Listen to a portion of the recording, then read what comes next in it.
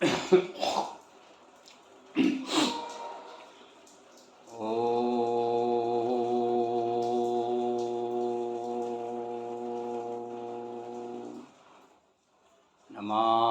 विघ्नविनाशनं गणाधिपं गजाननं सिद्धिदायकं वरप्रदं विनायकं नर्मदापुरं सुविख्यातं रेवाया दक्षिणे तटे सेवाश्रमे सुराजता देवी नर्मदायै नमो नमः।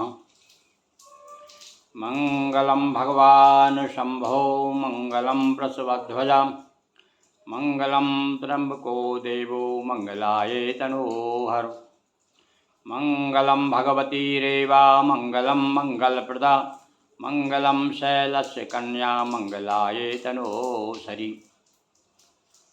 प्रिय भक्तों, श्रावण मास का 25वां दिवस। आज हम आपको भगवान शिव पुराण कथा के अंतर्गत विगत दिवस आपने सुना, हमने आपको बताया कि किस प्रकार से भगवान शिव स्वयं एक बूढ़े ब्राह्मण बनकर, जटिल बनकर के, सन्यासी बनकर के, सन्यासी के रूप में पार्वती से जाकर के पूछते हैं कि आप क्या कर रही हैं। और जब उनकी सखी के द्वारा बताया जाता है कि वे भगवान शिव को अपने पति के रूप में चाहती हैं, और इसी बीच में पार्वती अग्नि में प्रवेश करती हैं, किंतु अग्नि शीतल हो जाती है। तब भगवान शिव कहते हैं कि तुम्हारी तपस्या भंग हो गई, तुम्हारे तप के कारण शीतल तो हो गई, पर तुम्हारा निष्फल इसलिए हुई, तुमको तुम्हारा पति प्राप्त नहीं हुआ। और उसके बाद में भगवान शिव उन पर कुपित भी हो जाते हैं। आज हम देखते हैं कि उनका क्रोध, नकली क्रोध कैसा है भगवान शिव का अपनी पार्वती के प्रति। उमा सखी बोली जटिल, सुनो उमा की चाह, केवल तप का हेतु है, शिव से करें विवाह। माता पार्वती की सखी विजया ने बताया कि एक ही चाह है, एक ही कामना है हमारी सखी की, वह है कि वो अपने पति परमेश्वर जिन्हें उन्होंने सुन रखा है भगवान शिव है, उन्हें चाहती हैं। सखी वचन सुन शिव जी बोले, यह रहस्य गिरजा खुद खोले। हाँ देखिए भगवान क्या कह रहे हैं। और भाई देखो, ऐसे समय पर अपने पति के बारे में बताने पर कुंवारी कन्याएं अक्सर लज्जित हो जाती हैं। भगवान स्वयं कहते हैं भाई अब तुम क्यों बोल रही हो, अरे उन्हें बोलने दो ना भाई, हम तुम्हारी सखी के मुँह से ही सुनना चाहते हैं। उमा कहा जो सखी बताया, यही सत्य शिव पति मन भाया। तब उमा जी कहने लगी कि हाँ हाँ महाराज, मेरी सखी ने जो बताया है वही सत्य है। देखिए फिर भी मुँह से नहीं कहा, मैं वास्तव में शिव को मन चाह वर के रूप में चाहती हूँ। ऐसा कह चुप हुई भवानी, मुखर हुई तब शिव की वाणी। अब कह करके पार्वती तो चुप हो गई। अब भगवान शिव क्या कहते हैं सुनिए। सुनो देवी वृष ध्वजा धराए, रहते अंग विभूति समाये। अपने बारे में ही निंदा कर रहे हैं भगवान, वो पार्वती का मन विचलित करने के लिए लीला कर रहे हैं। क्या कह रहे हैं, हे पार्वती सुनो, अरे वो तो जो है बैल पर बैठता है और अपने अंग में विभूति रमाए हुए है, ओढ़े सदा बाघ की खाला, सब कहते हैं डमरू वाला। अरे उसे तो कहते हैं वो डमरू बजाते हुए घूमता रहता है, और बाघ की तो खाल ओढ़, तुम जैसी सुंदरी और जो राजघराने में पली बड़ी कहाँ रहोगी, वो तो बाघ की खाल लपेटे हुए घूमता रहता है। नंग धड़ंग दिखे भयदायको, ग्रस्त आश्रम के नहीं लायो। कभी कभी तो नंगे घूमता रहता है। वो तो ग्रस्त आश्रम के लायक नहीं है, क्यों भैया, ग्रस्त आश्रम के नियम अलग हैं। देखत में है सुंड भुसुंडा, और अंगों में सर्पों की मुंडा। आंग में सर्पों की माला पहने हुए है और देखने में सुंड भुसुंड दिखाई देता है। भिक्षा पान लिए कर डोले, भोले नहीं नाम बस भोले। हाँ बस नाम ही भोला है उसका, वो देखने में भोला जरूर लगता है पर भोला नहीं है, बड़ा चतुर चालाक है।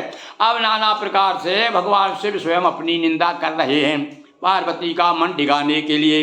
भिक्षा पान करे, भिक्षा पात्र लिए कर डोले, और भिक्षा का पात्र लेकर के भीख मांगते फिरते, भीख मांग भाव खाए, लिखा है तुलसीदास जी ने भी।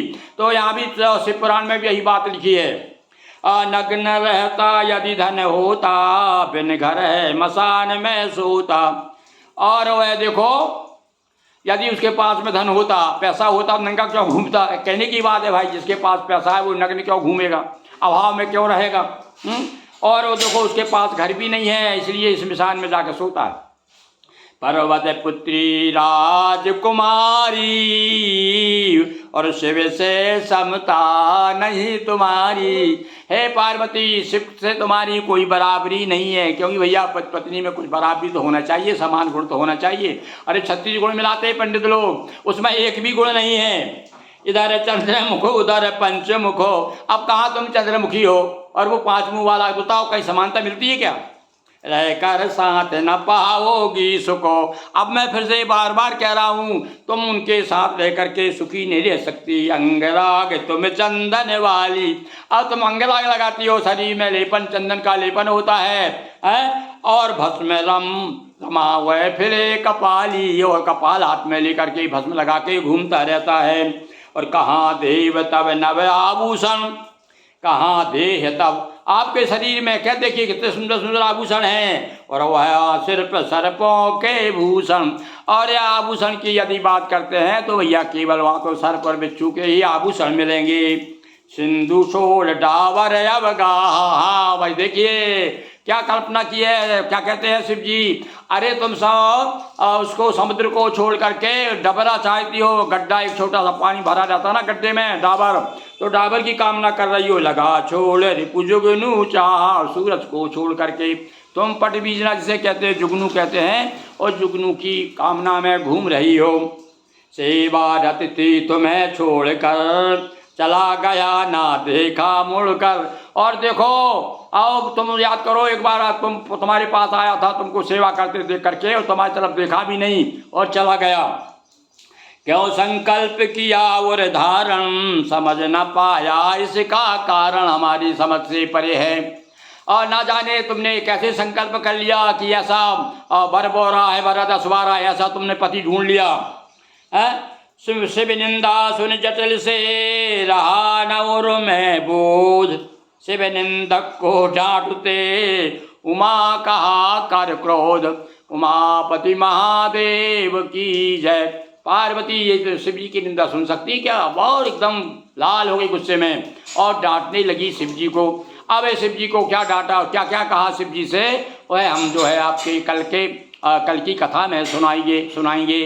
बोलिए उमापति महादेव की जय। हर हर महादेव शंभो।